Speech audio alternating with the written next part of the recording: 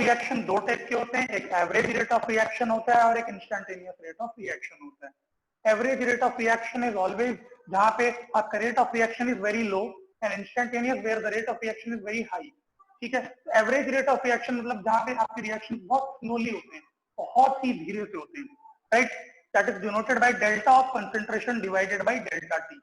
ठीक है, तो एवरेज रेट कभी भी निकालना है तो final concentration minus initial concentration divided by final time minus initial time, ये आपका फॉर्मूला होता है।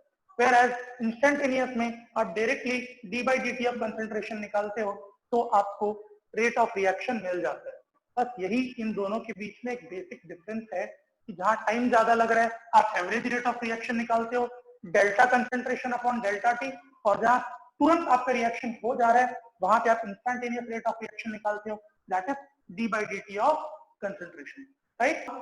We are going to study about the factor which affect rate of reaction. ऐसे क्या क्या फैक्टर्स हैं जो रेट ऑफ रिएक्शन को अफेक्ट करते हैं। ठीक है, तो सबसे पहला फैक्टर होता है कंसंट्रेशन, राइट, ओके।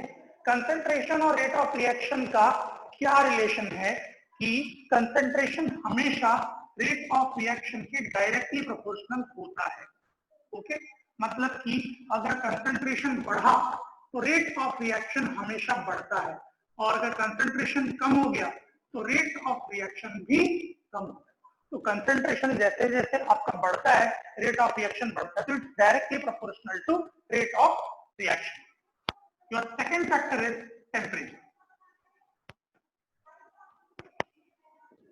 टेम्परेचर, अगर मैं किसी रिएक्शन का टेम्परेचर बढ़ा दूं तो उससे रिएक्शन के स्पीड पर क्या फर्क पड़ता है। सोच के देखो कि अगर मैं कोई पानी बॉईल कर रहा हूं और अचानक से उसकी हीट मैंने बढ़ा दिया तो रिएक्शन और तेजी से होने लग जाता है कि नहीं।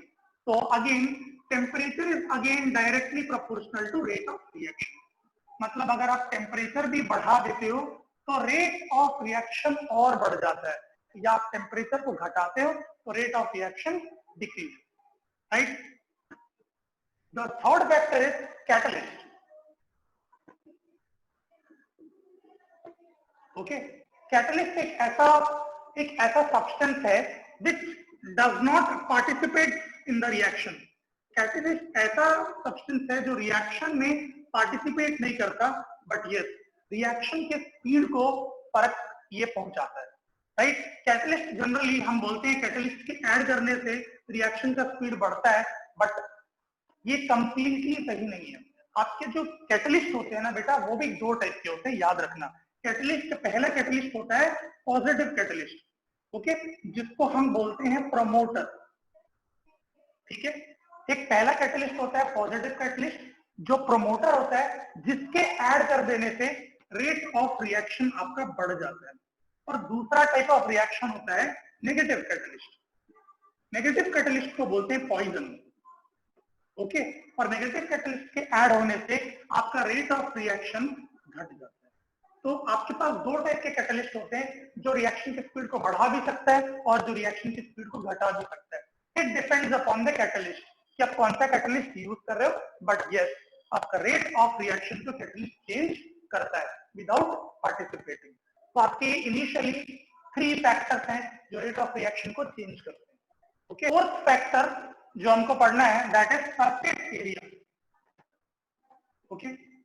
सरफेस एरिया भी आपका ऐसा ही है, आप कभी भी रिएक्शन के सरफेस एरिया को अगर इंक्रीज करते हो तो रेट ऑफ रिएक्शन हमेशा बढ़ता है, okay.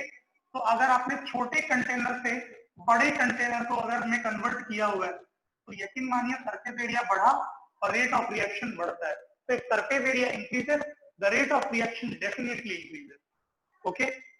Coming to the fifth factor, that is pressure. That is pressure, right? Pressure is again directly proportional to concentration. Pressure आपका कंसंट्रेशन के प्रोपोर्शनल होता है, तो डेफिनेट सी बात है कि रेट ऑफ रिएक्शन के भी प्रोपोर्शनल होगा। तो किसी रेट ऑफ रिएक्शन में मैंने अगर प्रेशर बढ़ा दिया तो वो रेट ऑफ रिएक्शन में प्रेशर बढ़ाते ही वो जल्दी से होना चालू हो जाता है। मतलब if I have increased the pressure तो रेट ऑफ रिएक्शन बढ़ जाता है, और अगर मैंने ऑलरेडी अप्लाइड प्रेशर को कम कर दिया है तो रेट ऑफ रिएक्शन आराम से होता है। तो अगेन प्रेशर बढ़ा देने से रेट ऑफ रिएक्शन भी बढ़ता है। ओके, सिक्स्थ है फिजिकल स्टेट। हाँ, फिजिकल स्टेट भी बहुत मायने रखता है केमिकल रिएक्शन में, right. We know that physical state हमारे 3 टाइप के होते हैं, एक सॉलिड, एक लिक्विड और एक गैसेस।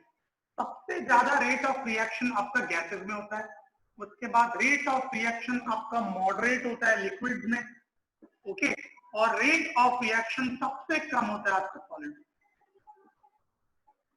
अगर गैसियस होगा तो डेफिनेट सी बात है रिएक्शन तेजी से होगा, सॉलिड है बहुत आराम से होगा, लिक्विड है सॉलिड से थोड़ा सा ज्यादा होगा पर गैसेस से थोड़ा कम होगा।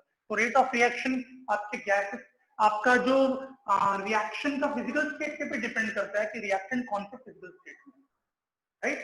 And the last one is presence of light, या आप बोल सकते हो प्रेजेंस ऑफ सनलाइट।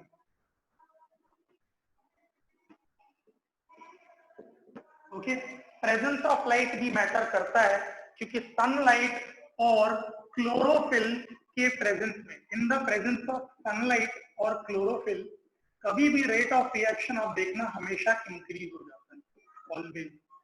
ओके, कभी भी अगर कोई रिएक्शन हम फोटोसिंथेसिस देख लो, जितने भी फोटोकेमिकल रिएक्शंस है which are taking place in the presence of sunlight and chlorophyll, इनका हमेशा सनलाइट का अमाउंट जितना ज्यादा होता है उतना ज्यादा उसका रेट ऑफ रिएक्शन होता है, या वो उतना जल्दी से होता है।